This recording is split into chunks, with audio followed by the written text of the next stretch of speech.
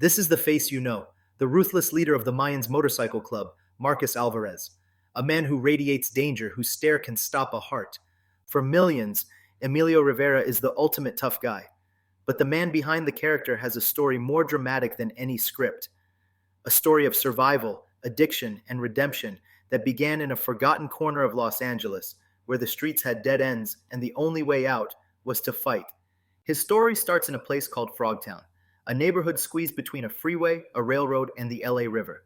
It was a hard place, and it demanded hardness in return. Born in Texas but raised here, Emilio was the oldest of 8 kids.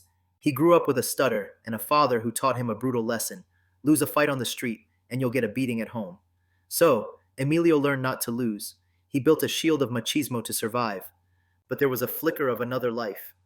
In a third-grade play, cast as Rumpelstiltskin, his stutter vanished on stage. He felt whole. He ran to his father, buzzing with excitement, and said he wanted to be an actor. His father's reply? That's for rich white people, not for us. The dream was buried. For a time, he tried to walk a straight line. He became a mechanical engineer, following his family's tradition of hard work, but he was living a double life. A functional addict, funneling every dollar into a world of heroin, crack, and chaos. The drugs made him feel indestructible, but they were a poison, costing him his first marriage, his health, and his connection to his children.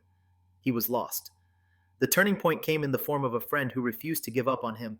His friend took him to a recovery meeting in East LA. To Emilio, it looked like a gang convention, a setup. He stood against the wall, ready for a fight. But then, the men started to speak, and one by one, they told his story. Their pain was his pain. For the first time, he wasn't alone. That day, May 15th, became his new birthday. He quit cold turkey.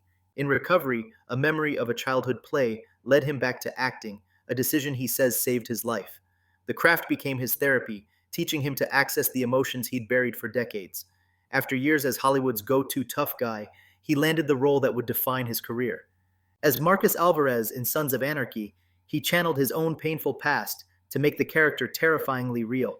The performance was so iconic it spawned a sequel, mayansmc, cementing his place in television history. Today, the real Emilio Rivera is the opposite of the characters he plays. A humble, loving family man, 35 years sober. He is unapologetic about his roles, arguing that he is humanizing the stereotypes by telling the stories of the world he survived.